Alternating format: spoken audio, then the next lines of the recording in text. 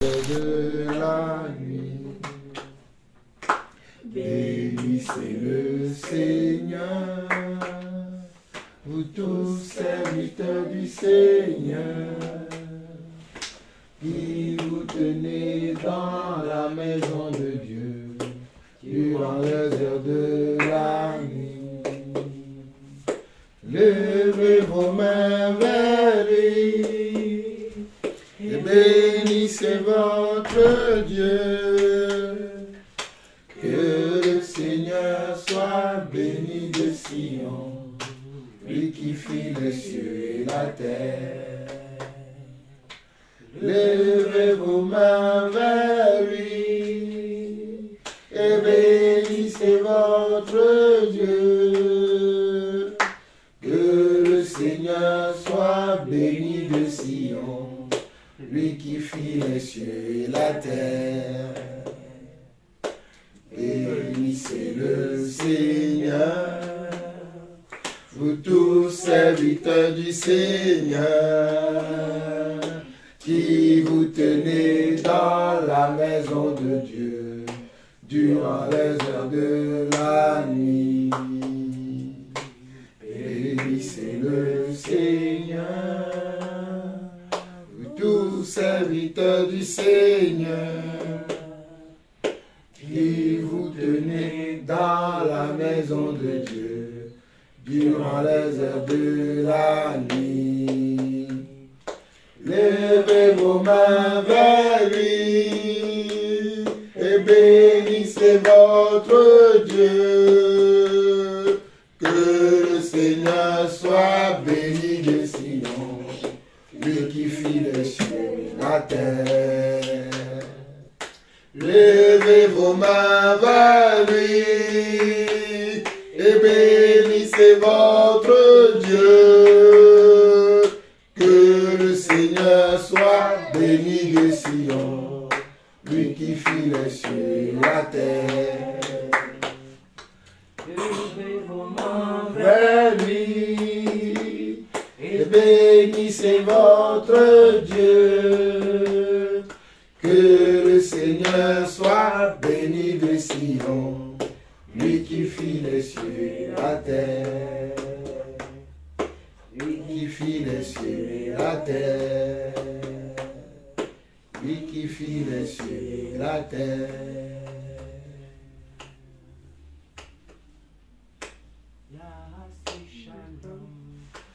Yahasé Shalom, Shalom Alléluia, Yaakov Israël. Yahasé Shalom, Yahasé Shalom, Shalom Alléluia, Yaakov Israël.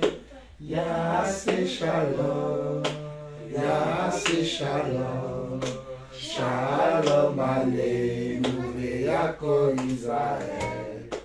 Yahasé Shalom, Yahasé Shalom, Shalom Alléluia, Yaakov Israël. Yahasé Shalom, Yahasé Shalom, Shalom Alléluia, Yaakov Israël. Yahasé Shalom, Yahasé Shalom, Shalom Alléluia, Yaakov Israël. Il y aura la paix, il y aura la paix au milieu de nous et sur tout Israël. Il y aura la paix, il y aura la paix au milieu de nous et sur tout Israël.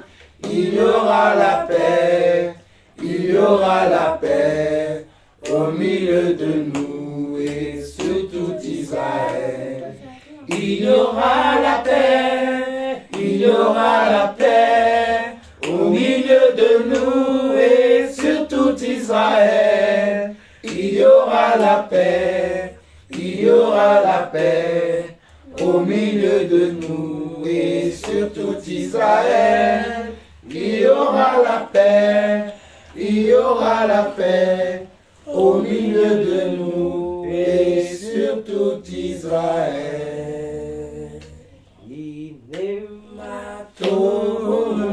Manahim, Sheretahim Gayacha, Inemato Manahim, Sheretahim Gayacha, Inemato, la la la la la la la la la la, Inemato,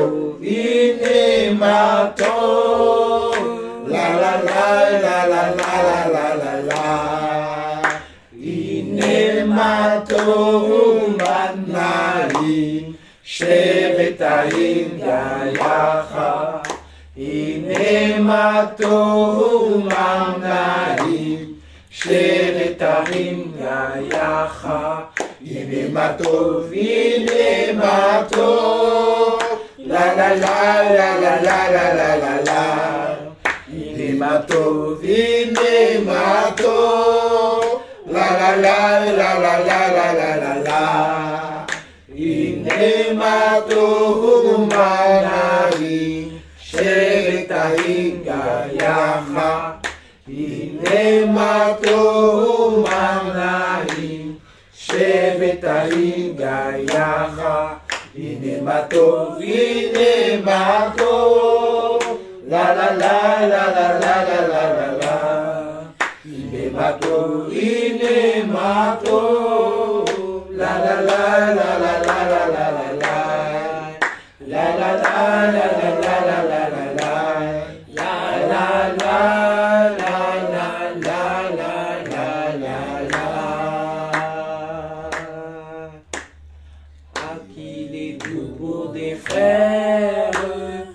De demeurer ensemble dans l'unité, la prière, par l'esprit qui rassemble.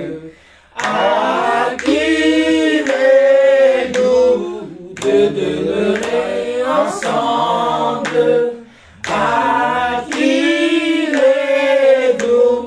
de demeurer ensemble. Activez-vous pour des frères de demeurer ensemble dans l'unité, la prière, par l'esprit qui rassemble. Activez-vous de demeurer ensemble. Activez-vous de demeurer ensemble. Activez-vous de demeurer ensemble. Activez-vous de demeurer ensemble. Jeunes et vieux se réjouiront ensemble. Les jeunes filles danseront de joie.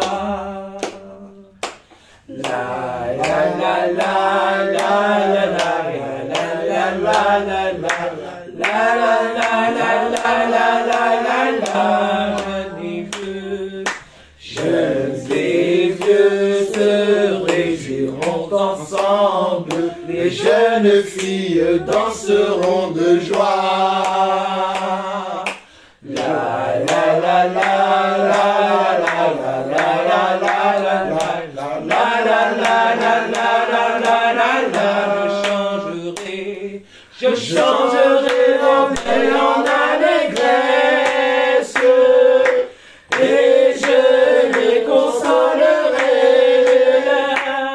Je leur donnerai la joie au lieu du chagrin. Je leur donnerai la joie. Je leur donnerai la joie au lieu du chagrin.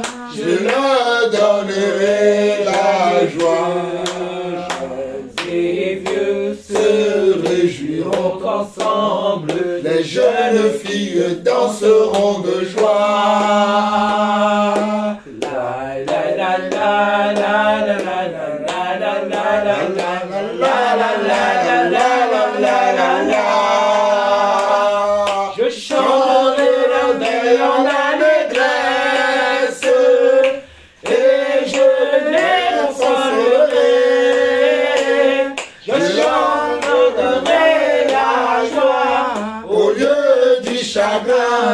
je leur donnerai la joie. Je leur donnerai la joie. Au lieu du chagrin, je leur donnerai la joie. Je leur donnerai la joie. Au lieu du chagrin, je leur donnerai la joie. Au lieu du chagrin, je leur donnerai la joie. Je leur donnerai la joie.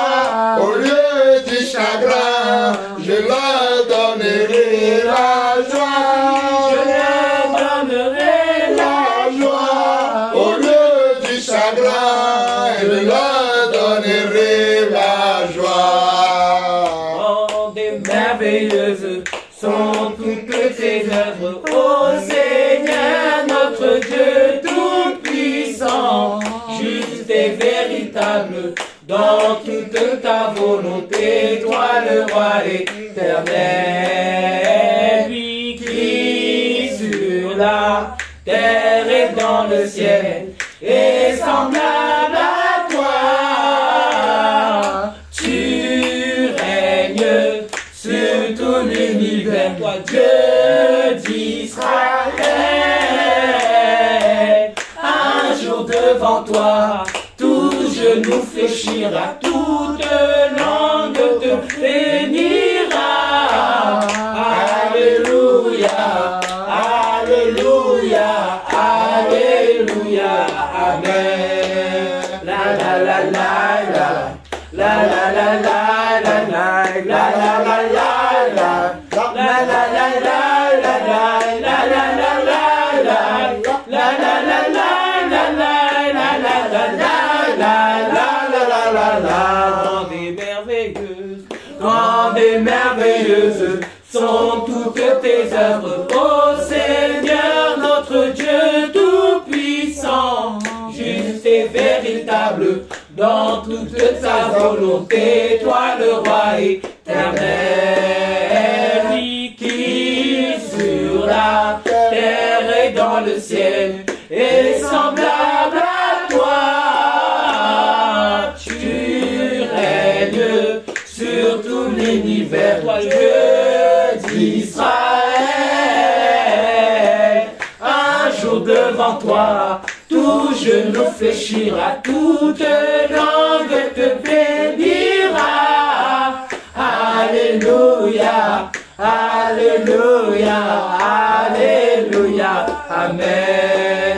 La la la la la, la la la la la la, la la la la la, la la la la la la, la la la la la, la la la la la la, la la la la la.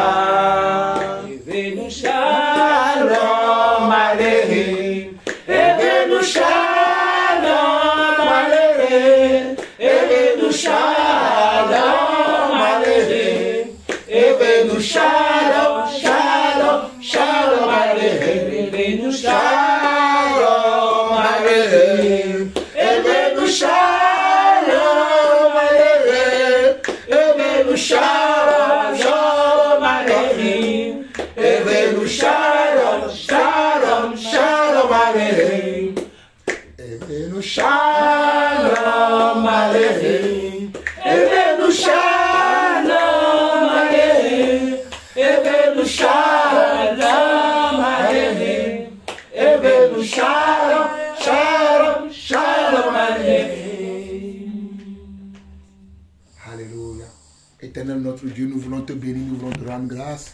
Toi qui es notre Dieu, toi qui es notre Père, toi qui nous as encore réunis encore ensemble dans cette pièce comme d'habitude, afin que nous puissions célébrer ton saint nom, ton grand nom. Toi qui es le Dieu d'Israël, toi tu es le grand Dieu, le vrai Dieu, le Dieu tout-puissant. Toi qui es le Dieu d'Abraham, Avinu, toi qui es le Dieu de Jacob, toi qui es le Dieu de Isaac, papa, nous voulons te bénir encore ce soir. Nous voulons encore élever ton nom. Toi qui portes le nom Je suis. Oh, toi qui es Elohim. Toi qui es Yahvé Jireh. Toi qui es Yahvé Shammah. toi qui es Yahvé, oh Elohim, toi qui es Adonai, toi qui es, oh Yébahot. Papa, reçois les fruits de nos lèvres, qui chantent encore tes cantiques, qui chantent encore tes louanges, qui glorifient ton saint nom. Toi le Dieu des patriarches, toi le Dieu des patriarches, toi le Dieu des patriarches. Nous t'adorons, nous t'adorons, nous t'adorons, nous t'élevons. Hosanna à toi Yahvé, Hosanna à toi Yahvé, Hosanna à toi Yahvé, Hosanna à toi Yahvé, Hosanna à toi notre Dieu, Hosanna à toi notre Père, Hosanna à toi Yeshua, Hosanna à toi Yeshua, Hosanna à toi Yeshua. Yeshua, sois encore élevé, Yeshua. Sois élevé au milieu de ton peuple, papa. Sois élevé au milieu de nous dans cette maison, dans cette pièce, papa. Sois élevé. Papa, reçois les fruits de nos lèvres, les fruits de nos lèvres qui confessent et qui chantent des cantiques à ta gloire, oh Seigneur. Il est juste et agréable que les frères puissent demeurer ensemble. Seigneur, c'est là où ta présence se manifeste. Voilà pourquoi, éternel mon Dieu, papa, nous appelons encore ta présence au milieu de nous. Nous attirons ta présence au milieu de nous. Car nous savons que là où deux ou trois sont rassemblés à ton nom, toi tu viens et tu sièges au milieu des louanges de ton peuple, papa, au milieu des louanges de tes rachetés. Et voici, nous sommes tes rachetés. Tu nous as appelés afin que nous venions des ténèbres à ton agréable lumière, pour être des lumières dans ton peuple, papa. Merci Seigneur pour ce moment. Merci Seigneur pour ce moment. À présent, Seigneur Dieu, nous allons plonger nos regards dans ta parole afin de nous restaurer, afin de manger à ta table. Viens Seigneur Dieu préparer le cœur de chacun d'entre nous afin que le message que tu m'as donné,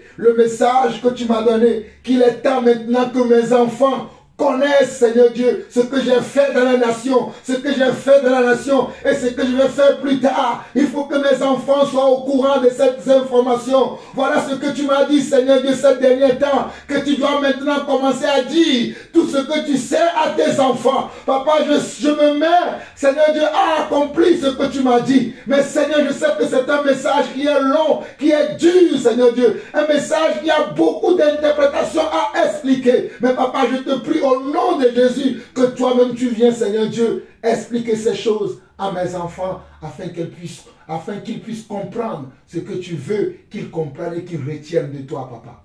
Père, merci Seigneur pour ce moment. Merci Seigneur pour tout ce que nous allons partager encore aujourd'hui et dans les prochains jours à venir. Car Seigneur, je sais que ça va être un long moment pour cet enseignement que tu as mis dans mon cœur, que je puisse révéler, Seigneur Dieu, à mes enfants. Viens m'aider afin que je puisse le transmettre comme tu me l'as transmis et comme je sais, papa, que c'est toi, le Dieu véritable et la vie éternelle. Honneur, puissance et majestueux à ton nom, au nom de Jésus-Christ, nous avons ainsi prié. Amen. Amen. Amen. Soyez bénis. Dis à ton voisin, sois béni. Dis à ton voisin, sois béni. Sois béni. Amen. Toi aussi, sois béni. Pourquoi je dis que dis à ton voisin, sois béni? Parce que ce que nous allons partager ces derniers jours, peut-être vous connaissez déjà certaines choses dedans, mais ça va asseoir la volonté de Dieu dans le cœur de chacun d'entre nous. Ça va nous rappeler des choses pour certains qui ont déjà entendu, mais pour ceux qui n'ont jamais entendu, c'est le moment de prendre des notes pour noter tout ce que nous allons partager. Si vous avez des cahiers, des stylos, des feuilles, cherchez à écrire ce que je vais vous révéler parce que nous allons parler des fêtes de l'Éternel. Je vous disais hier que je voulais parler des fêtes de l'Éternel. Mais avant de parler des fêtes de l'Éternel, le Seigneur m'a dit qu'il faut que tu parles d'abord de qui je suis. Et aujourd'hui, nous allons parler des fêtes de l'Éternel. C'est un enseignement qui est long. Je ne crois pas que nous allons finir aujourd'hui, ni la prochaine fois. Peut-être nous allons finir en 4 séances, afin que vous puissiez comprendre tout ce qui concerne les fêtes de l'Éternel. Aujourd'hui, nous voyons les gens fêter la nouvelle année. Nous sommes le 1er janvier 2024. Hier, on n'a pas dormi toute la nuit, parce que nos voisins, pour eux, ils étaient en train d'accueillir la nouvelle année. Là même aujourd'hui, nous entendons encore leur voix. Ils sont encore en train de jouer leur musique, parce que pour eux, ils sont dans la nouvelle année. Et parmi ces gens qui font toutes ces choses-là, il y a aussi des enfants de Dieu qui croient que le 1er janvier 2024, là, c'est une fête de l'Éternel. Et nous savons que dans le monde, souvent, il y a les fêtes que les soi-disant chrétiens associent à Dieu, comme la fête de Noël, la fête du Nouvel An, la Pâque, l'Ascension, l'Assomption, la Pentecôte. La Toussaint, voici les fêtes que dans le monde, les gens croient que ce sont des fêtes de l'Éternel. Est-ce que vous le savez ou pas? Je viens de citer, on va commencer au début de l'année. Au début de l'année, la première fête que les gens font, c'est la Pâque. Après la Pâque, ils vont faire l'Ascension. Après l'Ascension, ils vont faire la Pentecôte. Après la Pentecôte, ils vont faire l'Assomption. Après l'Assomption, ils font la Toussaint. Après la Toussaint, ils font Noël. Et après, ils font le 1er janvier, qui est la nouvelle année. Ils ont créé leurs 7 fêtes aussi.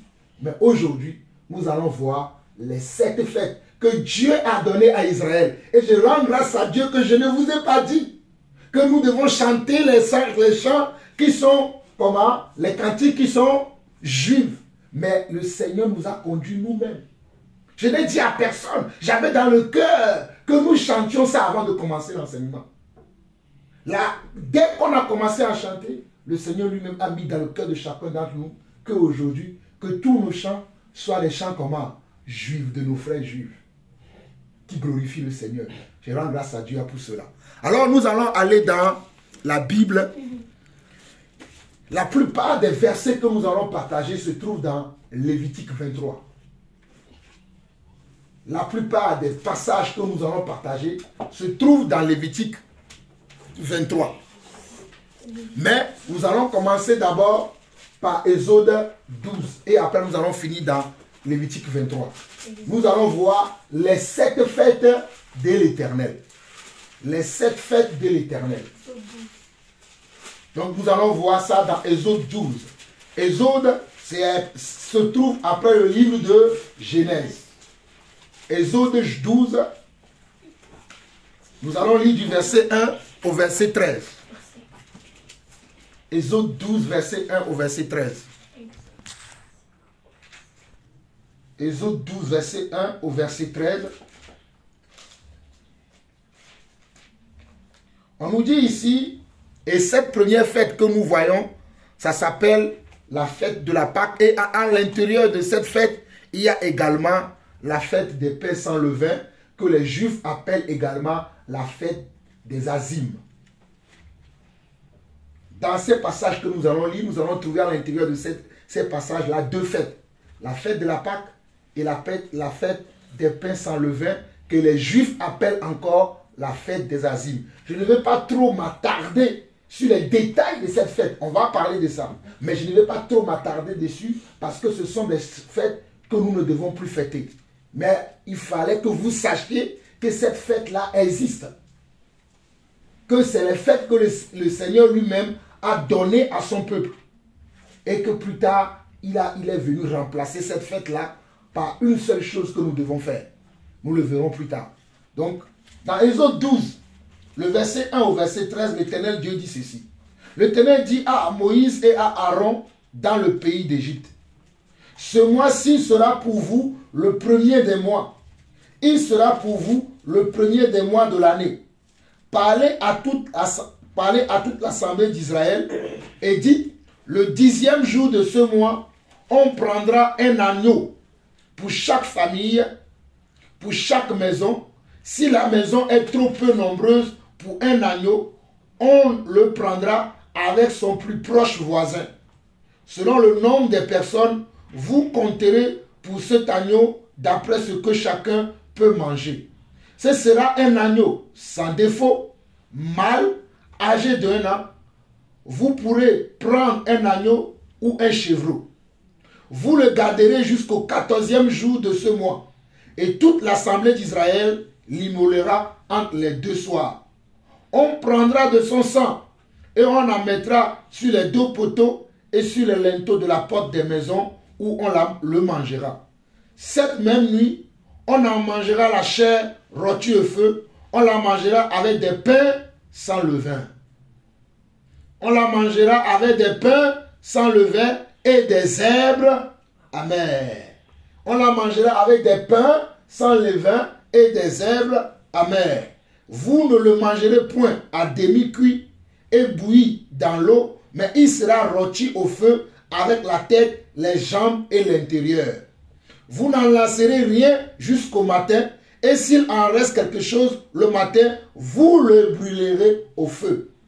Quand vous le mangerez, vous aurez vos reins sains, vos souliers aux pieds et vos bâtons à la main, et vous le mangerez à la hâte. C'est la Pâque de C'est la Pâque de Éternel. C'est la Pâque de Éternel. C'est la Pâque de Éternel. Ok, le verset 13 où nous avons arrêté, il dit: le sang vous servira de signe sur les maisons où vous serez. Je verrai le sang et je passerai par-dessus vous. Et il n'y aura point de plaie qui vous détruise quand je frapperai le pays d'Égypte. Mes chers frères et sœurs, dans ce passage-là, Dieu était en train de s'adresser à son peuple. Lorsque le peuple de Dieu était en esclavage en Israël. Depuis plusieurs années, ils étaient en esclavage. Comme je vous ai dit, nous n'avons pas le temps pour aller voir, parce que ce qui se passait là, quand on lit Genèse chapitre 14, Genèse chapitre 15, Genèse chapitre 16, Genèse chapitre 17 et Genèse chapitre 18, on va voir que lorsque Dieu avait parlé à Abraham, que Dieu avait demandé même à Abraham de lui donner son fils Isaac, et que Dieu, à Abraham, allant obéissant à Dieu, Dieu va lui donner un agneau à la place de son fils qu'il devait tuer. Dieu va révéler à Abraham plus tard que quand il mourra, sa descendance sera comment? Sera en esclavage en Égypte. Pendant plusieurs années. Et que lui, il permettra à un temps donné que ce peuple-là qui sera en Israël pendant plusieurs années, qui sera en esclavage pendant plusieurs années en Égypte, que lui-même, il permettra à un moment donné que ce peuple soit libéré. Et donc, c'est de cette libération-là qui va commencer d'abord par Moïse, parce que c'est Joseph qui va achever cette libération plus tard. Mais cette libération va commencer d'abord par Moïse. Et c'est à Moïse que Dieu s'adresse. Quand Dieu a commencé maintenant à vouloir libérer son peuple, Pharaon va résister à Moïse. Et Dieu va faire plusieurs miracles, plusieurs sortes de miracles, plusieurs sortes de signes à Pharaon, mais Pharaon va endurcir son cœur. Et Dieu a prévu de faire quoi? De montrer encore à Pharaon qu'il est le Dieu véritable et la vie éternelle, et qu'il va épargner son peuple, et il va tuer tous les nouveaux-nés d'Israël. Et ce temps-là que Dieu avait prévu sera aussi un nouveau temps, un nouveau commencement pour le peuple d'Israël qui va sortir de l'Égypte après que Dieu va finir de faire quoi? De multiplier les signes en Israël. Voilà pourquoi il leur dit dans ce chapitre d'Exode 12, on dit: l'Éternel dit à Moïse et à Aaron. Parce que Moïse et Aaron étaient ceux qui allaient tout le temps parler de la part de Dieu au peuple. Voilà pourquoi Dieu va leur dire d'aller dire au peuple que ce mois-ci là, dans lequel ils vont partir, et dans lequel Dieu va venir exterminer les nouveaux-nés des Égyptiens, il va dire que ce mois-là soit pour eux le premier mois de l'année. Ce qui veut dire que toute leur vie, ce mois-là, dans laquelle la scène-là va se passer, sera pour eux le premier mois de chaque année de toutes leurs histoires, dans toute leur vie.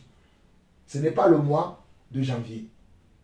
Nous n'avons pas le temps, mais si vous avez le temps, vous pouvez aller lire les livres comme les livres d'Esther, les livres comme les livres de Daniel. Vous allez voir. Bon, on va voir ça vite fait. On va voir ça vite fait dans le livre d'Esther. Mettez un doigt ici pour que vous puissiez savoir quelque part que les mois de l'Éternel ont un nom. On va aller voir dans le livre d'Esther. Esther, c'est dans l'Ancien Testament. Ça, voilà, David nous a aidés, c'est après Néhémie. On va voir rapidement. quelques livres d'Esther. Attendez que moi aussi je trouve.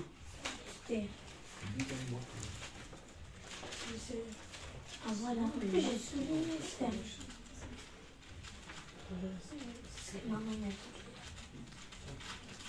C'est après 2 Chroniques, Esdras et Néhémie et Esther. 2 Chroniques, Esdras, Néhémie et après Néhémie, Esther. Donc Esther chapitre 3, je rends grâce à Dieu que Dieu m'a mis directement là où je dois être. Esther chapitre 3, le verset 7. Esther chapitre 3, le verset 7.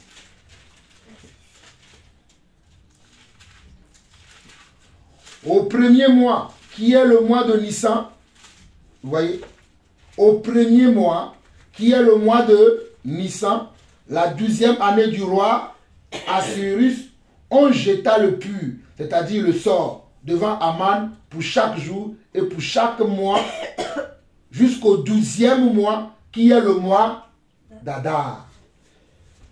Là, dans le monde, on parle de janvier, février, mars, avril, mai, juin, juillet, août, septembre, octobre, novembre, décembre. Mais dans le livre hébraïque, chez les Hébreux, qui sont les vrais enfants de Dieu, qui connaissent les choses, ce n'est pas le mois de janvier. Le mois que Dieu leur a donné, qui est le premier mois de l'année, c'est le mois de Nissan, comme nous le voyons ici dans Esther chapitre 3, le verset 7, où on nous dit au premier mois, qui est le premier mois de l'année, et au premier mois, qui est le mois de Nissan, la 12e année du roi Assuérus, on jeta le pur, c'est-à-dire le sort devant Aman pour chaque jour et pour chaque mois, jusqu'au 12e mois, qui est le mois d'Adar. Donc, on a jeté le sort pour chaque mois, jusqu'au 12e mois, qui est le mois d'Adar. Donc, les mois que nous voyons là, qui sont les mois que les catholiques ont mis en place, que le Vatican a mis en place, que le concile de Nicée a mis en place, nous, en tant qu'enfants de Dieu, nous n'observons pas les jours ni les mois, mais nous les verrons plus tard. C'est juste pour que votre connaissance, pour que vous sachiez que le premier mois de l'année n'a jamais été le mois de janvier. C'est le mois de Nissan. Parce que dans les autres 12, ce n'est pas écrit. Voilà pourquoi je voulais qu'on lit Esther. Mais on ne va pas perdre le temps parce que je vous ai déjà dit que je ne veux pas qu'on perde le temps sur ces choses. Mais je veux simplement que vous ayez la notion de ces choses. Moi, je rends grâce à Dieu que j'ai perdu au moins 6 ans, presque 6 ans dans la religion juive. Et j'ai appris ces choses quand j'étais avec eux. J'ai fêté toutes les fêtes juives, je les ai faites quand j'étais juif. Donc ici, on nous dit, l'Éternel dit à Moïse et à Aaron dans le pays d'Égypte, ce mois-ci sera pour vous le premier des mois. Il sera pour vous le premier mois de l'année. Donc le mois que les gens sont en train de fêter là, pour dire qu'ils sont en train de fêter la nouvelle année, est-ce que c'est ça la nouvelle année? Non. Ce n'est pas la nouvelle année, parce qu'ils ne sont pas dans le calendrier de Dieu. Le calendrier de Dieu, le premier mois de l'année, c'est le mois de Nissan. Mais en dehors de ça, nous voulons parler aussi de la fête de la Pâque et de la fête des pains sans levain, qui est égale également à la fête des Azimes. Les Hébreux disent, ou bien les Juifs disent aussi fête des Azimes. Mais dans la Bible, c'est écrit la fête aussi des pains sans levain. Et on voit à partir du verset 3, quand Dieu institue les deux fêtes là, il y a d'abord la fête de quoi? La fête de la Pâque. La Pâque qui signifie comment? La délivrance du peuple.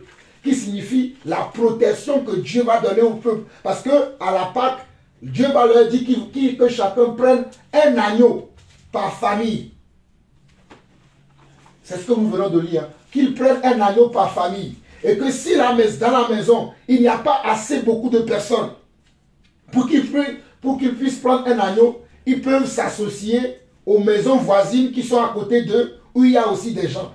Mais s'il n'y a pas des maisons voisines où le nombre, si le nombre n'est pas atteint, ils peuvent remplacer l'agneau par un chevreau.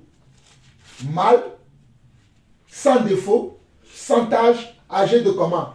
âgés d'un an. On va relire encore rapidement.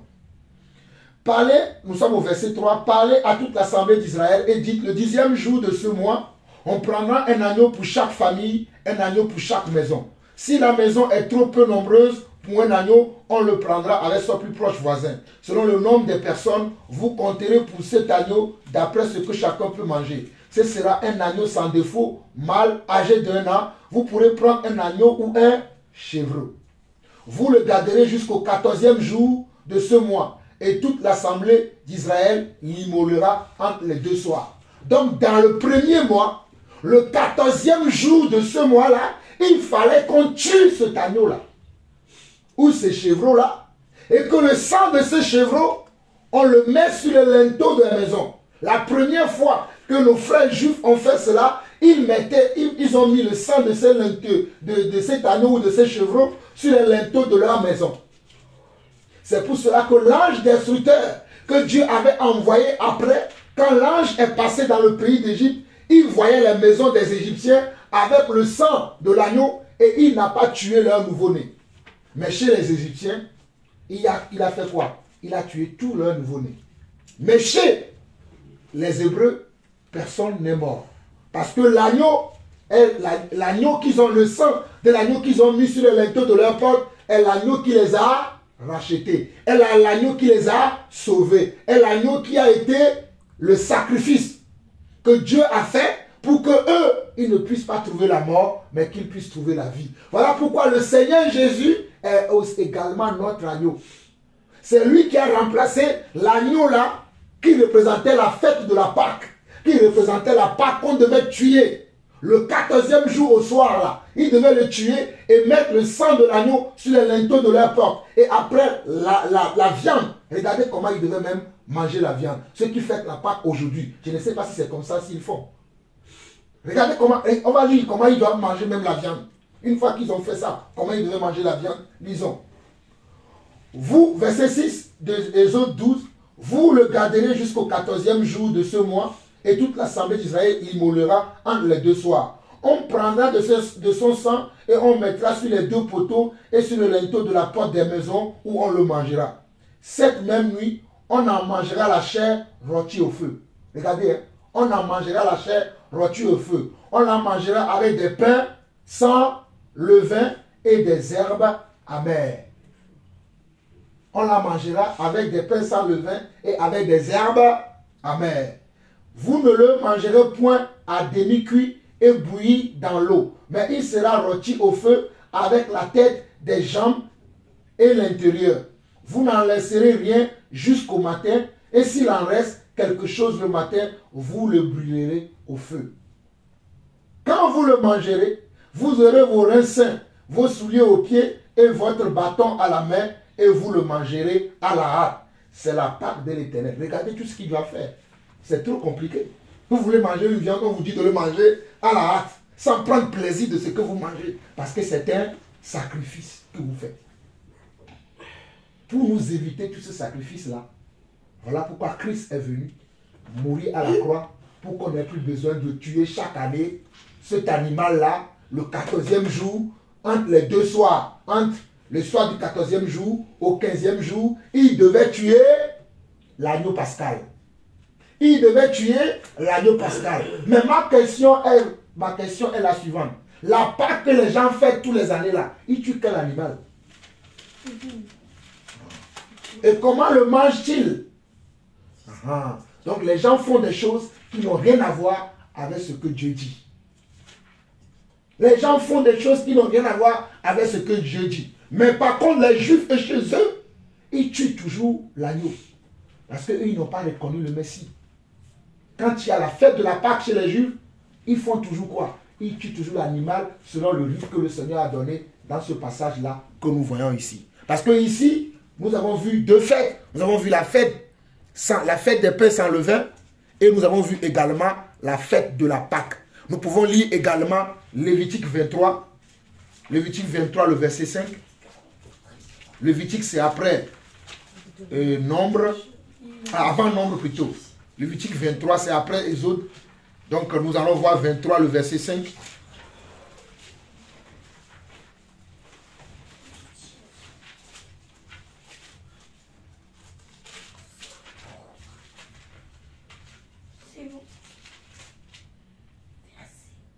Il dit, tu prendras de la fleur de farine et tu en feras 12 gâteaux. Chaque gâteau sera de 2 dixièmes. Tu les placeras en 2 piles, 6 par pile sur la table d'or devant l'Éternel. Tu mettras de l'encens sur chaque pile et il sera sur le pain comme souvenir, comme une offrande consumée par le feu devant l'Éternel. Chaque jour de sabbat, on rangera 5 pains devant l'Éternel continuellement. C'est une alliance perpétuelle qu'observeront les enfants d'Israël. Donc c'est quoi? C'est ça la fête des pains sans levain. C'est ça la fête des pains sans levain qui représente la fête également de la Pâque. Et on va dire, bon, on va pas tarder là-dessus parce que je ne veux pas qu'on tarde sur ces choses-là. Mais au moins, vous savez que les fêtes-là, c'est ainsi que le Seigneur l'avait donné aux enfants d'Israël. Mais ce que nous voyons aujourd'hui dans le monde, ce n'est pas ça. Quand le monde fête la Pâque, il ne le fête pas de la manière dont Dieu a dit. Les seules personnes qui fêtent la Pâque, comme Dieu l'a dit, ce sont qui? Ce sont les Juifs. Ce sont eux seulement, puisqu'ils n'ont pas cru au Messie, puisqu'ils n'ont pas cru à Jésus-Christ, qui est venu mettre fin à toutes ces fêtes-là, que nous allons voir plus tard. Eux, chaque année, ils continuent de célébrer la fête de la Pâque, la fête des pains sans levain, et ils continuent de fêter même la nouvelle année qu'ils appellent, comment ils s'appellent? Voilà, ils appellent ça Rosh Hashanah, la nouvelle année. Cette année, ils l'ont fait au mois d'octobre. Au mois d'octobre, ils l'ont fait déjà au mois d'octobre. Donc, ce que les gens sont en train de fêter la nouvelle année, et cette année, nous sommes dans l'année, je l'ai vu dernièrement, c'est 5798, si mes souvenirs sont bons. 5798 ou 5780. J'ai cherché ça l'autre jour parce que j'en parlais avec quelqu'un. Et je lui ai dit que chez les Juifs, c'est leur calendrier qui est le vrai calendrier. Mais ce que les hommes sont en train de faire là, ce n'est pas le vrai calendrier. Donc on vient de voir 2 fêtes. Nous n'allons pas perdre le temps dessus parce que si je veux perdre le temps, vous n'allez pas comprendre les choses après. On va trop perdre du temps. Vous allez comprendre. Mais je ne veux pas qu'on perde le temps sur ces choses parce que ça, c'était l'ombre des choses à venir. Ok. Nous allons voir la 3e fête qui est la fête des prémices. La fête des prémices. Dans Lévitique 23, nous allons lire à partir du verset 9 jusqu'au verset 14. La fête des prémices. Lévitique 23, du verset 9 au verset 14.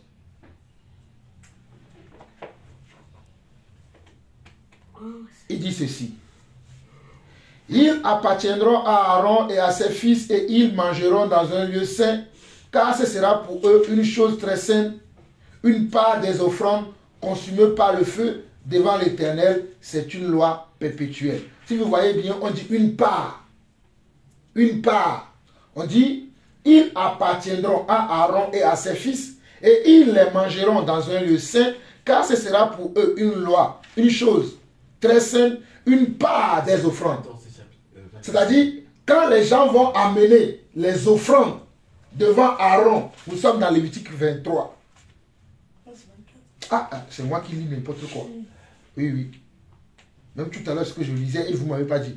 Non, parce que tu as dit Aaron, je voyais Moïse, je me suis dit c'est Ah, voilà, oui, je suis dans Lévitique 24. Excusez-moi, ce que j'ai lu tout à l'heure, ce n'était pas ça. Moi-même, je me disais que c'est qu'est-ce que je lis. Donc, Lévitique 23, verset 9.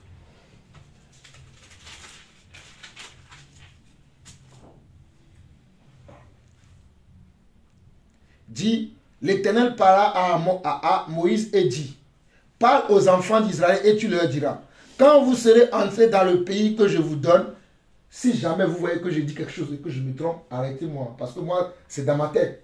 Des fois, quand je parle, je ne regarde pas forcément le verset. Donc, quand vous serez entrés dans le pays que je vous donne et que vous y ferez la moisson, vous apporterez au sacrificateur une gerbe, prémisse de votre moisson. Il agitera de côté et de l'autre la gerbe devant l'Éternel afin qu'elle soit agréée.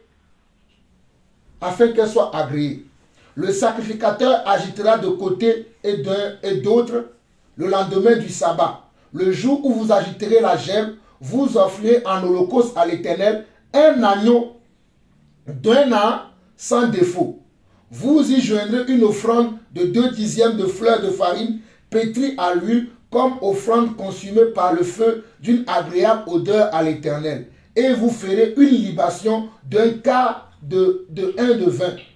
Vous ne mangerez ni pain, ni épis rôtis ou broyés jusqu'au jour même où vous apporterez l'offrande à votre Dieu. C'est une loi perpétuelle pour vos descendants dans tous les lieux où vous habiterez. C'est parce que c'est écrit que c'est une loi perpétuelle pour eux que les Juifs continuent de faire cette loi-là. Même quand ils sont à l'étranger, ils continuent de faire ces choses-là à chaque moment où les conducteurs, qu'on appelle souvent les sacrificateurs, mais aujourd'hui on les appelle les raves, ou les rabbins, c'est eux qui vont déterminer qu'à telle période de l'année, ils vont faire, par exemple, la fête de la Pâque, ou la fête des pains sans levain, ou la fête des pains sans levain qui est la fête des azimes, ou la fête des prémices. Ils leur donnent ces dates-là. Même s'ils sont à l'étranger, ils continuent de faire ces fêtes-là. Certains rentrent même en Israël pendant les périodes de ces fêtes-là pour faire la fête et après ils reviennent dans les pays où ils résident. Mais ce que j'aimerais que vous compreniez, cette fête qui est la fête des prémices, dont on parle ici, nous allons continuer jusqu'au verset 14 où on nous dit: vous ne mangerez ni pain ni épis rôtis ou broyés jusqu'au jour même où vous apporterez l'offrande à votre Dieu. C'est une loi perpétuelle pour vos descendants dans tous les lieux où vous habiterez. Donc c'est là la fête des prémices. La fête des prémices veut dire que lorsque ils vont faire leur récolte, quand ils vont faire leur récolte, les premières récoltes qu'ils vont faire, ils doivent l'amener où? Dans la maison de l'Éternel, pour que l'Éternel les bénisse. Voilà pourquoi ici au verset 9, on dit quoi? L'Éternel parla à Moïse et dit: parle aux enfants d'Israël et tu leur diras, quand vous serez entrés dans le pays que je vous donne et que vous y ferez la moisson, vous avez vu? Et que vous y ferez la moisson, vous apporterez au sacrificateur une gerbe prémisse de votre moisson. Donc quand tu vas aller récolter le maïs dans ton champ, tu vas prendre peut-être 5 épis ou 10 épis de ta récolte pour l'amener où? Au sacrificateur, prémisse de tes moissons. Est-ce que vous comprenez? Ça, c'est la fête des prémices. Comme nous nous sommes trompés dans la première lecture et nous avons été dans Lévitique 24, nous allons lire du verset 4 au verset 7 pour revoir la fête de la Pâque que nous avons déjà vue. Très vite fait. Verset 4 au verset 7. Voici les fêtes de l'Éternel, les saintes convocations que vous publierez à leur temps fixé. Si vous voyez bien le verset 4, on dit: voici les fêtes de l'Éternel, les saintes convocations que vous publierez à leur temps fixé. Lévitique 23, verset 4. Voici les fêtes de l'Éternel, les saintes convocations que vous publierez à leur temps fixé. Le premier mois, le 14e jour du mois, entre les deux soirs, ce sera la Pâque de l'Éternel. C'est ce que nous avons vu dans Exode 12. Quand nous parlons de la fête de la Pâque et de la fête des pains sans levain. Il continue. Le 15e jour de ce mois, ce sera la fête des pains sans levain. En l'honneur de l'Éternel, vous mangerez pendant 7 jours des pains sans levain. Au fait, la Pâque que les gens font en un jour, chez les Hébreux, c'est célébré en 7 jours. Je l'ai déjà fait pendant plusieurs années. Où tu ne dois plus travailler. Je me rappelle à l'époque où je faisais ça. Je quittais j'allais rester dans le temple. Pendant ces 7 jours-là, je ne faisais rien du tout. Je restais dans le temple. On chantait, on mangeait, on dansait, on chantait, on mangeait. Mais on mangeait quoi? Des trucs, les choses dans lesquelles il n'y avait pas de levain. Comme le nom de la fête le dit, la fête des pains sans levain. Tout ce qu'on mangeait, on faisait attention de ne pas mettre du levain dedans. La levure qu'on met dans le pain pour faire le gâteau, tout ça là, ça ne doit pas avoir ça dedans. Ok. Bref, c'est juste pour vous rappeler ça. Maintenant, on a vu la fête des prémices, la fête des pains sans levain, on a vu la Pâque. Il nous reste encore 4 fêtes. Maintenant, on va voir la fête des trompettes. Oui, la fête des trompettes. Lévitique 23, verset 23 à 25. La fête des trompettes. Lévitique 23, verset 23 à 25 qui dit: L'Éternel parla à Moïse et dit: Parle aux enfants d'Israël et dit: Le 7e mois, le premier jour du mois, vous aurez un jour de repos, publié au son des trompettes, et une sainte convocation. Vous ne ferez aucune œuvre servile, et vous offrirez à l'Éternel des sacrifices consumés par le feu. Consumés par le feu. Voilà pourquoi la fête des trompettes, comme son nom, vous allez faire quoi? Vous allez rien faire. Vous revenez encore vers le temple et on va sonner de la trompette et vous venez dans la sainte convocation que le Seigneur a préparée pour vous. Voilà pourquoi il dit: l'Éternel parle à Moïse et dit, parle aux enfants d'Israël et dit, le 7e mois, le premier jour du mois. Donc vous voyez que si nous voulons compter les mois selon le calendrier et grégorien qu'on utilise dans le monde, on va se tromper. Voilà pourquoi il faut compter selon le calendrier juif. Voilà pourquoi il dit: le 7e mois, le premier jour du mois, vous aurez un jour de repos. À chaque fois qu'il y avait ces fêtes-là, vous devez rien faire. Vous abandonnez le travail.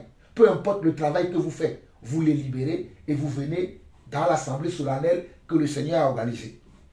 Publié au son des trompettes et une sainte convocation. Vous ne ferez aucune œuvre servile et vous offrirez à l'Éternel des sacrifices consumés par le feu.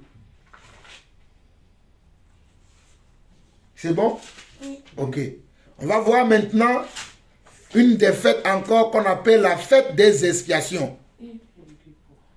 Qui est appelée aussi le Yom Kippour ou le jour du grand pardon. La fête des expiations, comme son nom, c'est le jour où le Seigneur choisit d'expier le péché de tout le peuple. C'est le jour où le Seigneur pardonne à tout le monde.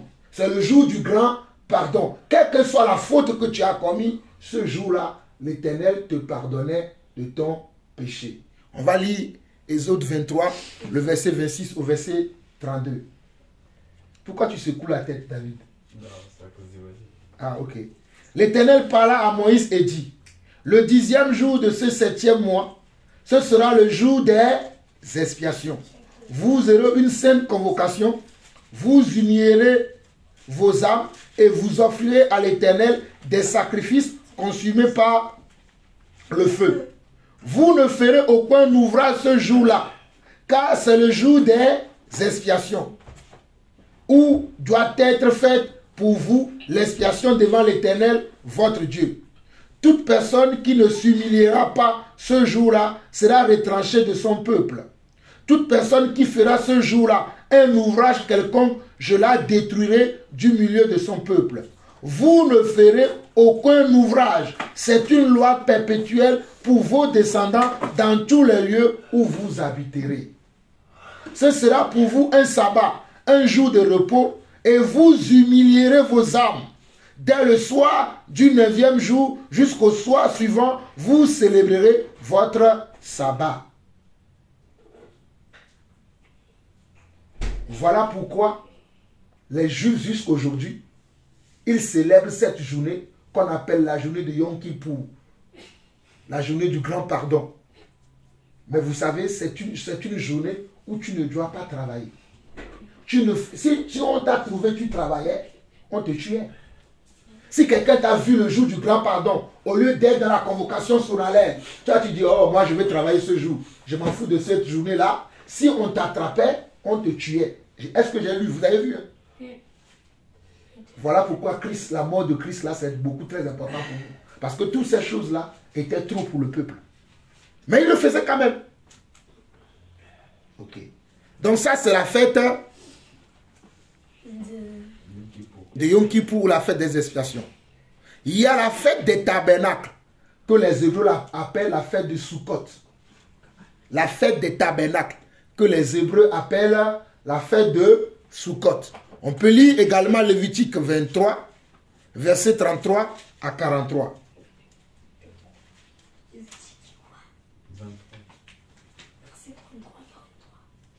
Verset 33 à 43.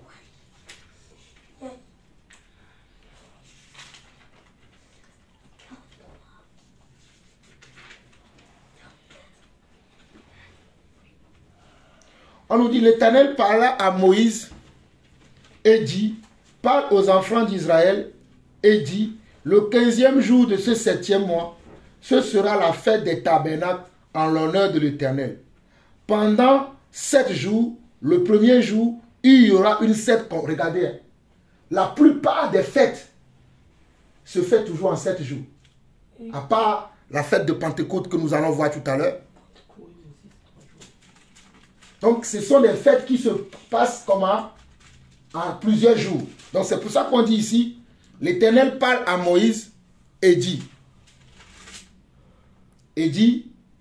parle aux enfants d'Israël et dit, le 15e jour de ce 7e mois, ce sera pour vous la fête des tabernacles en l'honneur de l'Éternel pendant 7 jours. Le premier jour, il y aura une sainte convocation. Vous ne ferez aucune œuvre servile. Pendant 7 jours, vous offrirez à l'Éternel des sacrifices consumés par le feu. Le 8e jour, vous aurez une sainte convocation et vous offrirez à l'Éternel des sacrifices consumés par le feu. Ce sera une assemblée solennelle. À chaque fois, c'est toujours une assemblée solennelle. Où vous ne devez plus travailler. Ok. Telles sont les fêtes de l'Éternel. Les saintes convocations que vous... Ah non, je peux m'arrêter déjà même au verset... Bon, on continue. Telles sont les fêtes de l'Éternel, les saintes convocations que vous publierez, afin que l'on offre à l'Éternel des sacrifices consumés par le feu, des holocaustes, des offrandes, des victimes et des libations, chaque chose au jour fixé. Chaque fête devait se fêter le jour que l'Éternel avait fixé. Ce n'est pas comme ce que nous voyons aujourd'hui, les gens eux-mêmes, ils décident de fêter la naissance de Jésus le 25. C'est que Jésus n'a pas demandé. Regardez bien ici. Regardons, lisons ça. C'est important. On nous dit, verset 37 de Exode 23, telles sont les fêtes de l'Éternel. Ça, c'est l'Éternel lui-même qui a donné ces fêtes-là. Ce ne sont pas des fêtes inventées. Il dit, les saintes convocations que vous publierez afin que l'on offre à l'Éternel des sacrifices consumés par le feu, des holocaustes, des offrandes, des victimes et des libations, chaque chose au jour fixé. Vous observerez en août les sabbats de l'Éternel et vous continuerez à faire vos dons à l'Éternel, tous vos sacrifices pour l'accomplissement d'un vœu et tous vos offrandes volontaires. Ce n'est pas parce que vous fêtez que vous allez dire que vous n'allez pas donner les dons que vous avez l'habitude de donner. Malgré qu'il y aura les fêtes là, qui sont les journées solennelles, mais les dons que Dieu a prévus aussi, pour telle chose, telle chose, telle chose, il faut donner telle chose, vous continuerez aussi à les faire. Il continue au verset 39. Le 15e jour du 7e mois, quand vous récolterez les produits du pays, vous célébrerez donc une fête à l'Éternel pendant 7 jours. Et là, je suis en train d'introduire la fête des semaines, qu'on appelle encore en hébreu la fête de Shavuot. La fête des semaines qu'on appelle encore la fête de Shavuot. On dit, lisons ensemble, à partir du verset 39 jusqu'au verset 46 où nous allons nous arrêter. Le 15e jour du 7e mois, quand vous récolterez les produits du pays, c'est différent de la fête des prémices.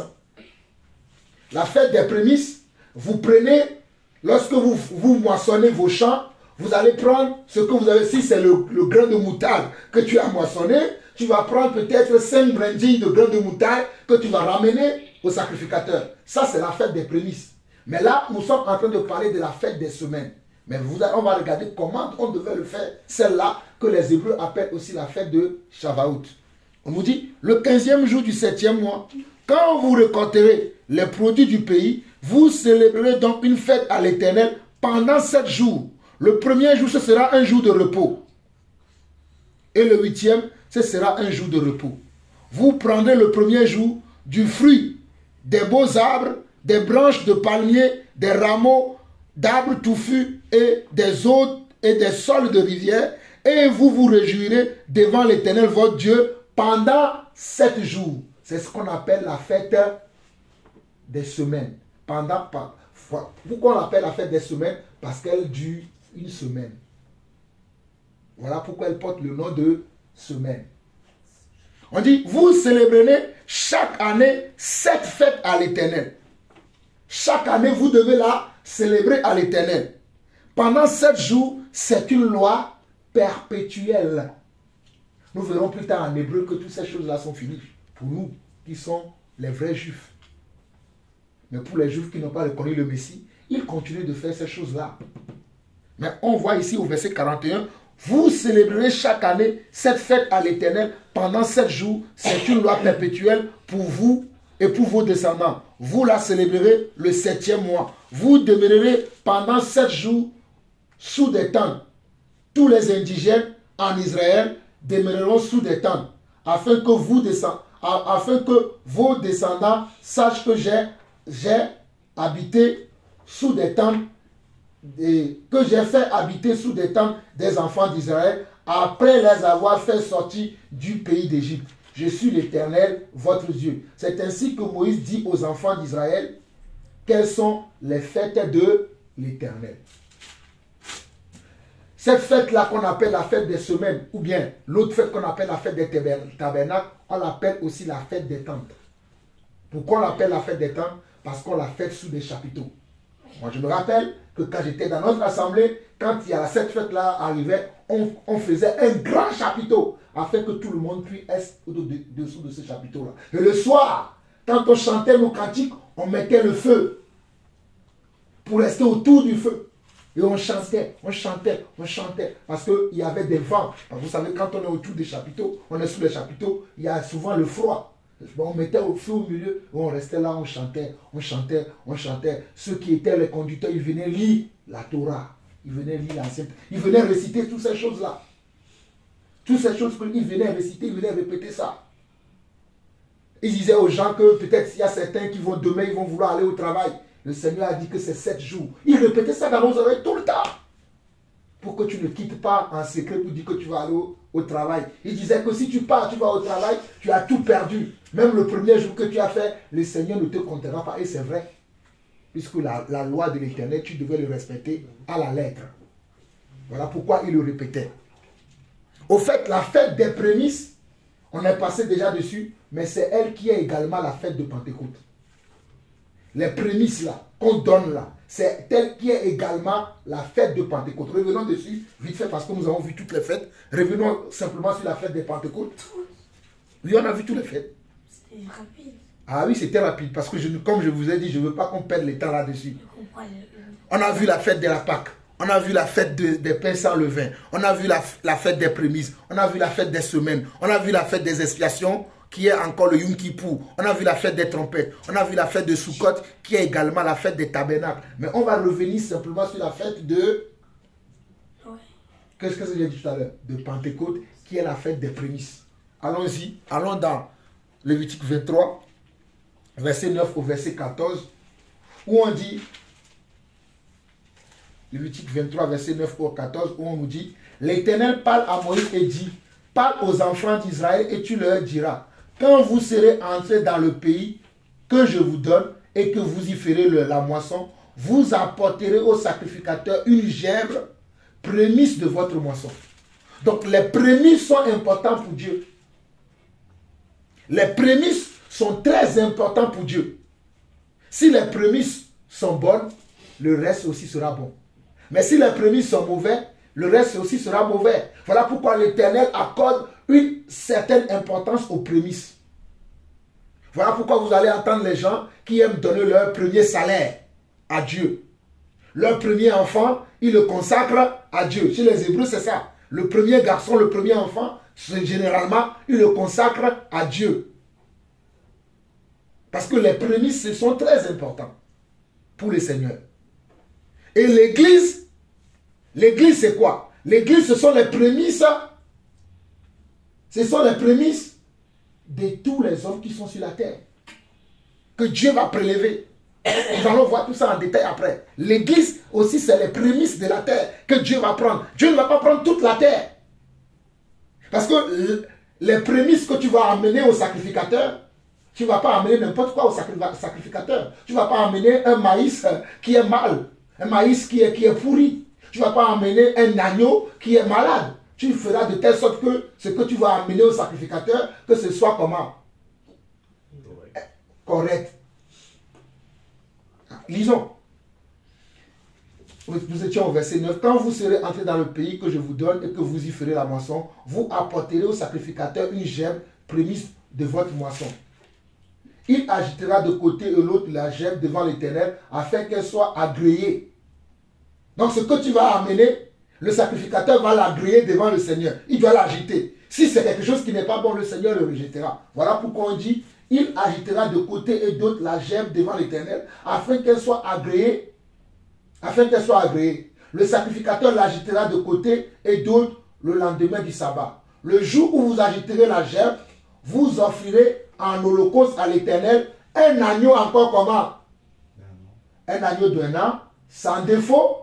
Vous y joindrez une offrande de 2/10 de fleurs de farine pétrie à l'huile comme offrande consumée par le feu d'une agréable odeur à l'Éternel, et vous ferez une libation d'un quart de vin. Vous ne mangerez ni pain, ni épis rôtis ou broyés jusqu'au jour même où vous apporterez l'offrande à votre Dieu. C'est une loi perpétuelle. Quand on dit perpétuelle, ça veut dire que c'est une loi qui n'a pas de fin. Voilà pourquoi les Hébreux, les Juifs de nos jours, continuent à célébrer cette fête. Voilà pourquoi ils amènent leurs prémices devant leur sacrificateur, leur rabbin ou leur rave, dans leur temple, leur synagogue qu'ils ont. Certains vont jusqu'en Israël pendant cette période de fête-là. Mais nous, les chrétiens, là, je ne comprends. Est-ce que nous sommes juifs? Déjà, on n'est pas juifs. Mais je ne comprends pas pourquoi les gens s'adonnent à ce genre de fête. Non seulement ils s'adonnent, ils vont dire, on fête la Pâque, ou bien on fête la Pentecôte, mais ils ne la fêtent pas comme le Seigneur a dit, puisque le Seigneur a dit c'est une loi perpétuelle. S'ils doivent le faire normalement, ils doivent le faire selon les rites que le Seigneur a donnés. Mais nous verrons plus tard pourquoi on ne doit pas le faire. Parce que nous ne sommes plus sous ces ordonnances-là. L'ordonnance ancienne a été vieille. Elle a été remplacée par le nouveau. Hébreu nous en parle. Mais je voulais simplement que vous sachiez, que vous ayez cette notion-là. Quand vous voyez les gens dire, oh, je fête ça. Et toi, tu dis, moi, je ne fête pas, ils sont étonnés. Quand je disais à mes collègues de travail que je ne fête pas Noël, ils étaient étonnés. Ils me disent, mais pourtant, tu es chrétien. Je dis, non, je ne suis pas chrétien. Je suis disciple du Seigneur. Ils m'ont dit, mais c'est quoi ça encore? J'ai dit, moi, je suis juif. Ils ont dit, oh, Jean-Paul, tu es bien juif? Ils n'ont pas compris. Parce qu'ils ont l'habitude de voir les fêtes païennes que les gens font, soit disant que ce sont les fêtes de l'Éternel. Vous voyez? Donc c'est pour ça que je me suis dit, il faut que vous êtes, parce que je vois que vous êtes maintenant assez grand, vous commencez à comprendre beaucoup de choses, que je dois maintenant vous amener à comprendre tout ce que vous devez savoir concernant la parole de Dieu. Donc soyez fiers quand vous dites aux gens que vous êtes juif et qu'ils vous regardent, toi tu es juif, ne discutez pas avec la personne, il ne comprend pas, parce que le vrai juif, ce n'est pas celui qui a les apparences. Romains 2 nous le dit. Le vrai juif, c'est celui qui a le cœur converti et qui a une relation avec son Dieu. Ce n'est pas celui qui porte la kippa. Ce n'est pas celui qui va à la synagogue. Ce n'est pas celui qui continue de faire les fêtes. Mais le vrai juif, c'est celui qui l'est dans son cœur. C'est celui qui a changé son cœur. Lisons ça rapidement. Lisons ça. Romains chapitre 2. Romains chapitre 2. Nous bénissons le Seigneur. Romains chapitre 2. Après, je vais revenir encore sur la fête de Pentecôte et nous allons finir dessus. Parce que je sais que nous allons continuer plus tard pour que vous puissiez assimiler tout ce que vous devez connaître. Romains chapitre 2. Mais ce passage-là, le Seigneur me dit de vous le dire. C'est pour ça que je vais le lire. Romains chapitre 2. Romains, c'est dans le Nouveau Testament. C'est après le livre des Actes des Apôtres. Là, tu es encore dans l'Ancien Testament. Shalom. Va dans le Nouveau Testament. Romains chapitre 2, le verset 27 au verset 29.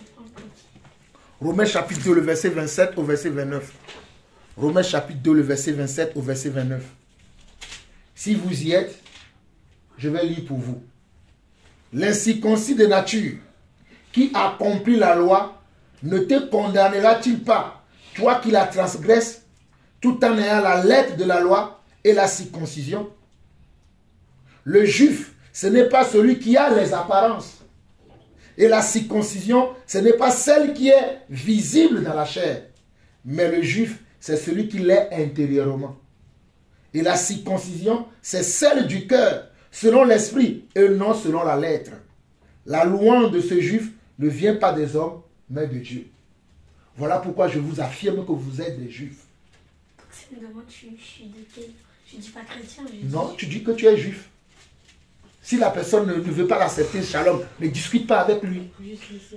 Parce que, regardez ici, je relis encore. On dit l'incirconcision. Ou bien l'incirconcis de nature.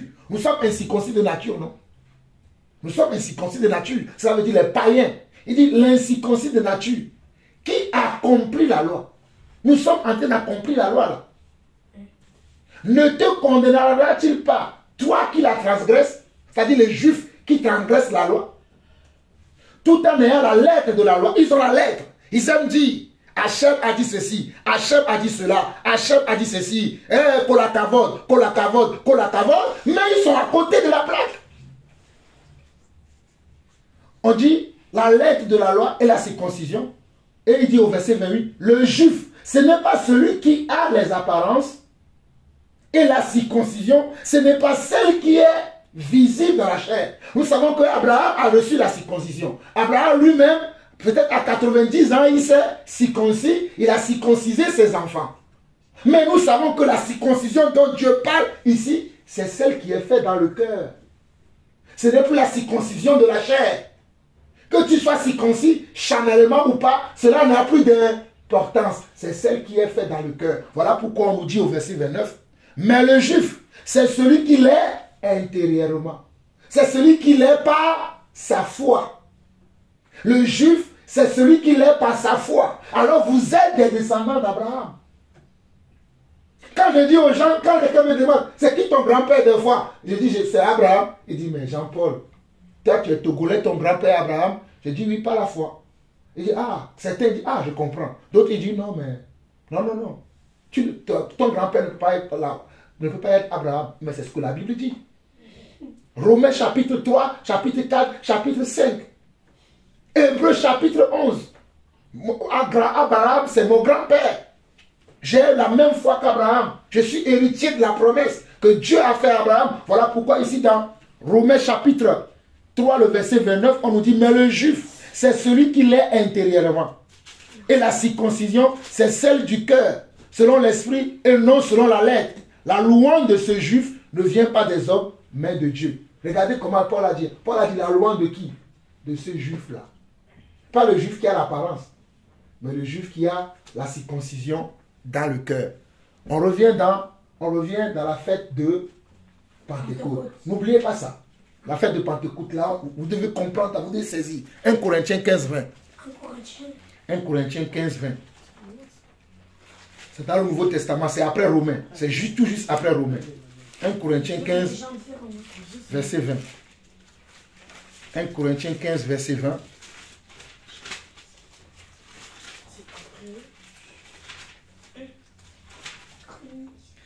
« 1 Corinthiens 15, verset 20. Celui qui a trouvé peut lire. 1 Corinthiens 15, verset 20. Maintenant, Christ est ressuscité des morts. Il est les prémices de ceux qui sont morts. Amen. Et maintenant, Christ est ressuscité des morts. Et il est maintenant les prémices de ceux qui sont morts. Souvenez-vous que je vous ai dit que la fête des prémices, on doit apporter quoi? On doit apporter la première récolte que tu fais dans l'année. La toute première récolte que tu fais dans l'année, tu dois amener une partie de cette récolte-là à l'Éternel, au sacrificateur. Maintenant, quand Jésus est mort et qu'il est ressuscité, il est la première récolte de la terre pour Dieu. Christ est la première récolte de la terre pour Dieu. Voilà pourquoi la Bible dit qu'il est le... Maman l'a dit hier. Non. Il est le premier-né. Parce qu'il est le premier qui est ressuscité de la terre. Il est le premier qui est ressuscité.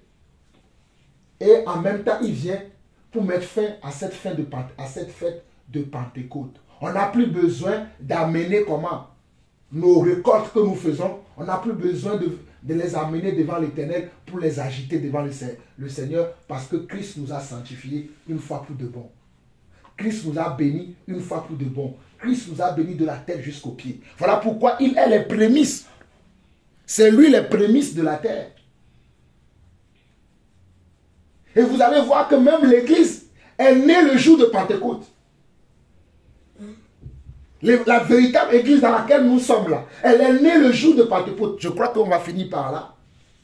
Le jour de Pentecôte là, la première Église que Christ a créée, elle a commencé le jour du Pentecôte. C'est-à-dire, c'est ce jour-là que Dieu a montré son Église, que Dieu a montré que voici mes prémices de la terre. Voici ceux que j'ai choisis de la terre. Voici ceux en qui j'ai mis mon esprit. Ceux que vous devez suivre. Ceux que vous devez voir comme repère. Ceux qui sont les choses qui sont saintes pour moi. Ceux que j'ai sanctifiés. Ceux que j'ai glorifiés. Ceux que j'ai justifiés. Voyons ça dans Acte 2. Comme ça, nous allons finir par là aujourd'hui. Et nous continuerons plus tard. Acte 2. Acte. Le livre des Actes, chapitre 2. C'est après Jean.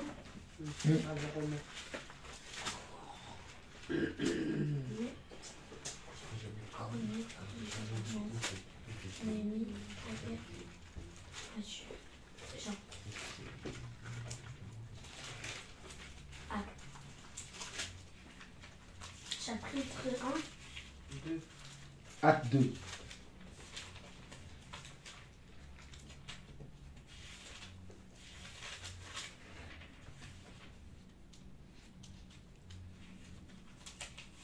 On nous dit dans Acte 2, le premier verset, on nous dit le jour de la Pentecôte, ils étaient tous ensemble dans le même lieu.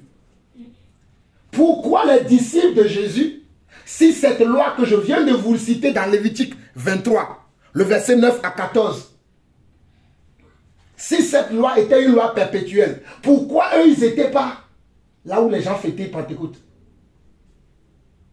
Parce qu'ils ont compris que Christ est venu mettre fin à cela. Voilà pourquoi les apôtres n'étaient pas au même endroit. Là où les gens étaient sous les tentes en train de fêter la Pentecôte, et ils n'étaient pas là-bas. Ils étaient ailleurs. Ils étaient dans la chambre haute, attendant ce que Dieu leur avait promis. Ils savaient que Christ était la fin des fêtes. Ils n'étaient pas au même lieu que les autres. Ils étaient ailleurs. Voilà pourquoi on nous dit, le jour de la Pentecôte, ils étaient ailleurs. Mais ce jour-là, c'était le jour où la fête de la Pentecôte devait être célébrée. Et Dieu choisit ce jour-là pour les mettre en évidence que ceux-là, c'est eux qui sont les prémices de la terre que j'ai choisi. Nous savons que le premier prémisse de la terre, ou bien la première prémisse de la terre que Dieu a pris, c'est Jésus lui-même. Mais ensuite, il a pris aussi les apôtres et il va créer maintenant la nouvelle église. On dit le jour de la Pentecôte, ils étaient tous ensemble dans le même lieu. Parce que la fête de la Pentecôte, tu dois te déplacer pour aller pour aller en Jérusalem. C'est pour ça que le jour-là, les gens sont venus de partout dans le monde pour assister à cette fête. Mais les apôtres, eux, ils n'étaient pas à l'endroit où la fête se célébrait. Ils n'étaient pas là-bas. Ils ont raté ce rendez-vous-là parce qu'ils savaient que Christ a mis fin à cela. Voilà la révélation pour les chrétiens aujourd'hui qui sont en train de dire toujours Pentecôte, Pentecôte, si Pentecôte, Pentecôte. Ils ne comprennent même pas ce que c'était la Pentecôte. Voici une révélation pour eux. On nous dit, le jour de la Pentecôte, ils étaient tous ensemble dans le même lieu. Souvenez-vous que quand nous lisons dans Lévitique 23 tout à l'heure, on a dit que ce sont toutes les fêtes de l'Éternel sont des convocations solennelles. Si ce sont des convocations solennelles, pourquoi les apôtres ont manqué à cela? Ça veut dire qu'ils ont compris quelque chose s'ils n'étaient pas au même endroit que les autres. Ils avaient saisi quelque chose que les autres n'avaient pas saisi. Voilà pourquoi nous sommes bénis, nous qui sommes là. Nous avons saisi beaucoup de choses que certains n'ont pas encore saisies. Nous sommes une bénédiction pour nos frères et sœurs. Même ce que nous sommes en train de partager là, ça va bénir beaucoup d'autres personnes. On nous dit le jour de la Pentecôte, ils étaient tous ensemble dans le même lieu. Tout à coup, vint du ciel un bruit comme celui d'un vent impétueux. Il remplit toute la maison où ils étaient assis. Des langues semblables à des langues de feu leur apparurent séparées les unes des autres et se posèrent sur chacun d'eux. Et ils furent tous remplis du Saint-Esprit et ils se mirent à parler en d'autres langues selon que l'Esprit leur donnait de s'exprimer. Or, il y avait regardez bien le verset 5. Or, il y avait en séjour à Jérusalem les Juifs hommes pieux. Les Juifs hommes pieux de toutes les nations qui sont sous le ciel.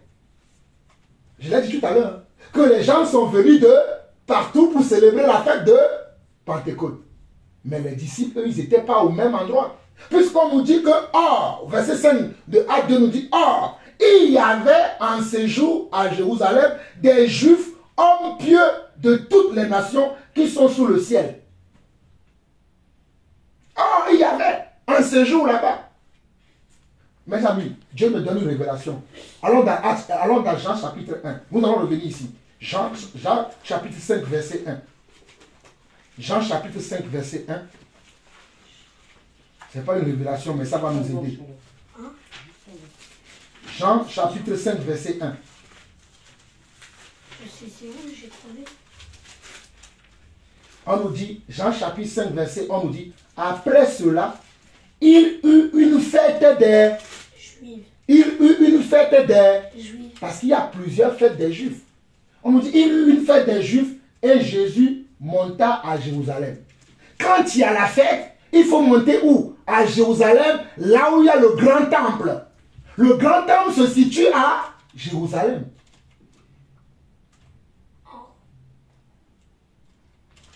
Donc, on nous dit dans Jean 5, verset 1, que la fête des Juifs, les fêtes que nous avons vues là, ce sont la fête des Juifs. Ce n'est pas la fête de l'Église. L'Église, il attend les noces de l'agneau. Oh, alléluia. L'Église attend les noces de l'agneau. L'Église n'attend pas la Pentecôte, ni la Pâque, ni l'Assomption, ni toutes ces bêtises-là que nous voyons dans le monde. L'Église attend les noces de l'agneau. Jésus a dit quoi? Il a dit dans Jean 14, verset 1, il y a beaucoup de demeures dans la maison de mon Père. Je m'en vais vous préparer une place. Et lorsque je vous aurai préparé une place à chacun de vous, je viendrai vous chercher afin que là où je suis, que vous aussi vous y soyez. Mais pourquoi je vois les chrétiens aujourd'hui fêter toutes ces conneries-là? Ce n'est pas pour nous ça. Nous sommes privilégiés. Si nous voyons même dans Jean 7. Dans Jean 7. Dans 7, verset 1, verset 2. Vous allez voir encore que les Juifs, ils étaient tout le temps dans la fête. Jean 7, verset 2. On nous dit, on peut lire verset 1 et 2. Hein. Après cela, Jésus parcourait la Galilée car il ne voulait pas séjourner en Judée parce que les Juifs cherchaient à le faire mourir. Il ne voulait pas rester en Judée parce que les Juifs cherchaient à le faire mourir. Or, la fête des Juifs, la fête des tabernacles était proche. Donc, ce sont les fêtes des Juifs. Ce ne sont pas les fêtes des chrétiens. Ce n'est pas la fête de l'Église. C'est la fête des Juifs. Voilà pourquoi dans Actes chapitre 2, là où nous allons finir aujourd'hui, relisons à partir du verset 1. On nous dit le jour de la Pentecôte, ils étaient tous ensemble dans le même lieu. Ce qui veut dire qu'ils étaient séparés des autres. Mes chers frères, mes chères sœurs, mes chers amis, mes chers enfants, ayez toujours cette attitude de vous séparer des autres. Que cela ne vous dérange pas. Moi, on me traite d'orgueil parce que je me sépare toujours des gens. Et mes amis, je ne suis pas comme n'importe qui. Je rends grâce à Dieu que j'ai trop traîné dans les religions avant de connaître la vérité. Mais une fois que j'ai connu la vérité, là, je ne tergiverse pas. Depuis que j'ai connu la vérité là, je ne tergiverse plus. Je sais en qui j'ai cru. Et je sais de quoi il m'a délivré. Amen. Amen. Amen. Donc on nous dit, tout à coup il vint du ciel un bruit comme celui d'un vent impétueux et il remplit toute la maison où ils étaient assis. Des langues semblables à des langues de feu leur apparurent séparées les unes des autres et se posèrent sur chacun d'eux. Et ils furent tous remplis du Saint-Esprit et se mit à parler en d'autres langues selon que l'Esprit leur donnait de s'exprimer. Or, il y avait en ce jour à Jérusalem des Juifs, regardez, hein, des Juifs hommes pieux. Est-ce que les apôtres n'étaient pas pieux? Ils étaient pieux, mais ils ont décidé délibérément de ne pas être aux mêmes endroits que les autres. Parce que ces lieux-là n'étaient pas pour eux. Parce qu'ils savaient que Jésus a mis fin à toutes ces choses. Parce que si nous lisons dans Matthieu, lorsque Jésus est mort, le voile qui était dans le temple où on faisait les sacrifices, le voile est déchiré. Tout le monde a maintenant accès au temple. Tout le monde a maintenant accès au lieu très saint. Voilà pourquoi dans Apocalypse chapitre 1, la Bible dit qu'il a fait de nous un royaume de sacrificateurs et de rois. On n'a plus besoin d'aller voir un prêtre, un sacrificateur pour prier Dieu. Maintenant, voilà pourquoi il est dit dans Matthieu 7, demandez et je vous donnerai. Cherchez et vous trouverez. Frappez et l'on vous ouvrira. Alors qu'avant, tu dois aller voir le sacrificateur. C'est le sacrificateur qui doit jouer l'intermédiaire entre toi et Dieu. Depuis que Jésus est venu sur la terre, il était en train de préparer les gens à rentrer dans la nouvelle alliance, à rentrer dans la nouvelle loi. La nouvelle loi, ça veut dire que tu dois abandonner les anciennes choses que tu faisais, les anciennes choses auxquelles tu croyais, tu dois l'abandonner. Voilà pourquoi il disait tout le temps, vous avez entendu, mais moi je vous dis que si vous m'aimez, gardez mes commandements. Celui qui croit en moi ne verra jamais la mort. Jésus était en train de les préparer à la nouvelle chose, au nouveau commandement. Oui, il n'y a plus, on n'a plus besoin des agneaux qu'on tue, les chevreaux, les animaux, tous ces sacrifices-là, on n'en a plus besoin. Jésus était en train de les préparer, mais ils n'ont pas voulu. Voilà pourquoi les Juifs continuent de fêter toutes ces fêtes-là, parce qu'ils n'ont pas voulu accepter Jésus. Celui qui accepte Jésus est délivré de toutes ces fêtes-là, est délivré de toutes ces ordonnances-là. Mais celui qui refuse Jésus est obligé encore de pratiquer ces choses, comme on voit les Juifs le font. Et malgré qu'ils vont faire... Bon, les Juifs, eux, ils ont un plan personnalisé que Dieu lui-même a établi pour eux. Mais les pauvres païens qui doivent changer leur habitude, qui doivent changer leur façon de vivre, qui doivent suivre Dieu et qui veulent aussi faire comme les Juifs, eux, ils sont perdus. S'ils continuent de rester comme les Juifs là, à faire les choses, d'ailleurs, ils ne le font même pas comme les Juifs, ils ne verront jamais le Seigneur. Finissons la lecture, comme ça nous allons prier, nous allons finir. Donc nous étions au verset 6. Or, il y avait en ce jour à Jérusalem des Juifs hommes pieux de toutes les nations qui sont sous le ciel. Au bruit qu'il eut eu, la multitude accourut et elle fut confondue parce que chacun les attendait, parlait dans sa propre langue. Ils étaient tous dans l'étonnement et la surprise. Et ils se disaient les uns aux autres, voici ces gens qui parlent, ne sont-ils pas tous galiléens? Voici les gens qui parlent, ne sont tous pas galiléens? Et comment les entendons-nous dans notre langue, dans notre propre langue à chacun, dans nos langues maternelles? Parthes, Mèdes, Élamites, ceux qui habitent la Mésopotamie, la Judée, la Cappadoce, le Pont, l'Asie, la Phrygie, la Pamphylie, l'Égypte, les territoires de la Libye voisine, de Cyrène, et ceux qui sont venus de Rome, juifs et prosélytes. Crétois et arabes, comment les entendons-nous parler dans nos langues les merveilles de Dieu? Ils étaient tous dans l'étonnement et ne sachant que penser, ils se disaient les uns aux autres, que veut dire ceci? Mais d'autres se moquaient et disaient, ils sont pleins de vin doux.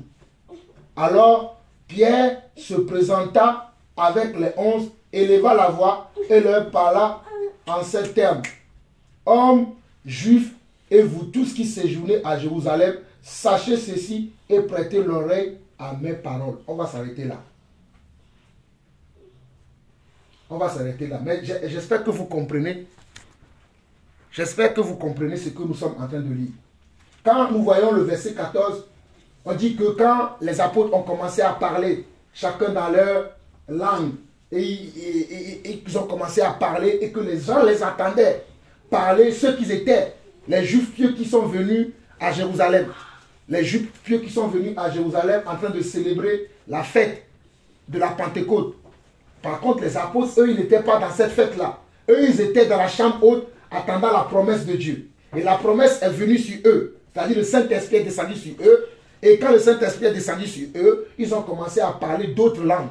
Et le Seigneur a permis que les gens qui étaient à Jérusalem là puissent les entendre chacun dans leur langue.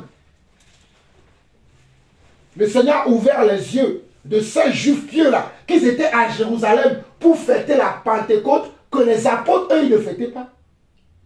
Parce qu'on nous dit, à partir du verset 8, et comment les entendons-nous dans nos propres langues, chacun dans nos langues maternelles? Parthes, Mèdes, Élamites, ceux qui habitaient la Mésopotamie, la Judée, la Cappadoce, le Pont, l'Asie, la Phrygie, la Pamphylie, l'Égypte, même l'Afrique était là. Les territoires de la Libye, Libye c'est en Afrique, voisine de Cyrène, et ceux qui sont venus de Rome, juifs et prosélytes. Juifs et prosélytes.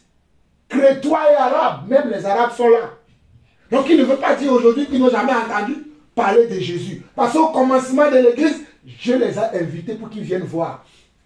Venez, venez voir, oh, venez voir. Oui, venez, venez voir, oh, venez voir. Venez, oui, venez voir, oh, venez voir.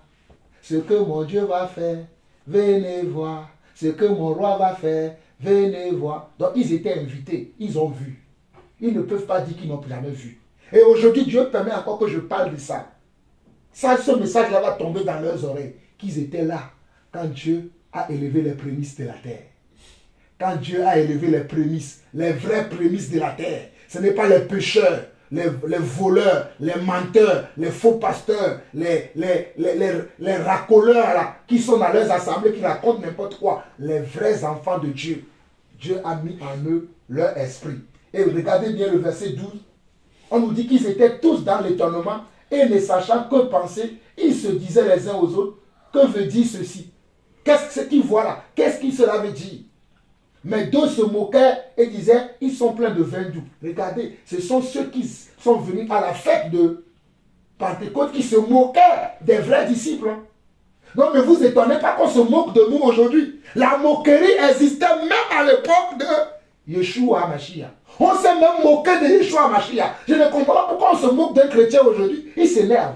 Moi, je ne m'énerve pas quand on se moque de moi. Cela me prouve vraiment que je suis dans la bonne direction. Regardez, on se moquait d'eux.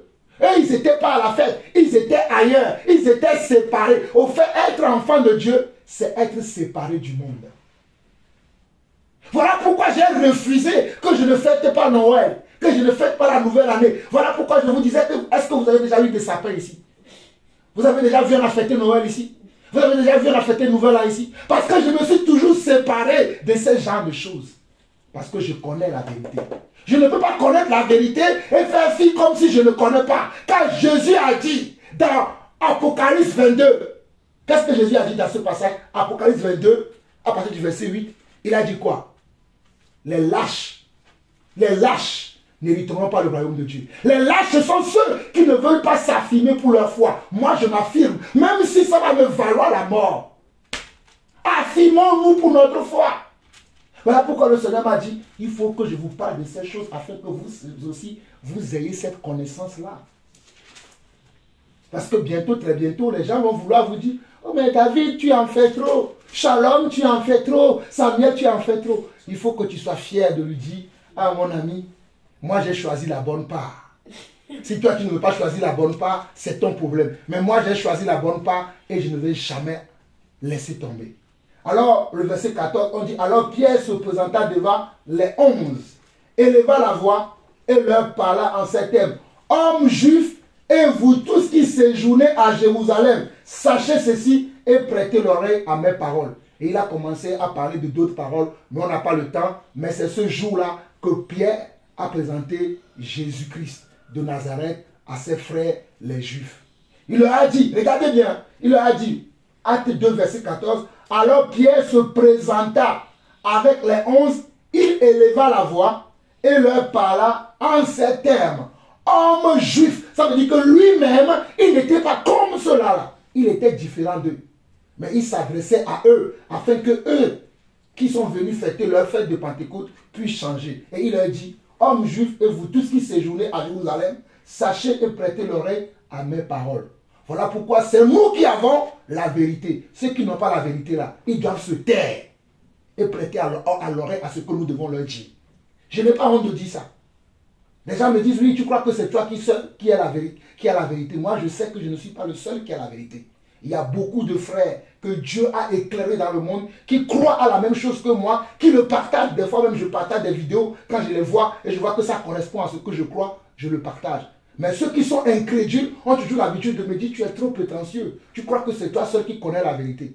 Mais Dieu n'a pas dit que si je connais, je ne dis pas. Quand Pierre était ici, il s'est tué.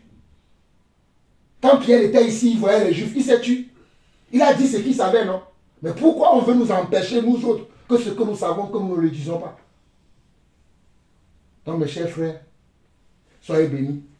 C'était la partie la plus dure du message où on a beaucoup de choses à lire. Mais vous allez voir la suite quand on va parler maintenant de ce que ça signifie pour nous maintenant. Dans la nouvelle alliance, si nous devons encore pratiquer ces fêtes-là, quelle est la signification de la Pâque? Qu'est-ce que la Pâque aujourd'hui? Qu'est-ce que Dieu attend de nous aujourd'hui? Quelle est la fin de toutes ces choses-là? Nous allons le voir dans les prochaines parties que nous allons faire.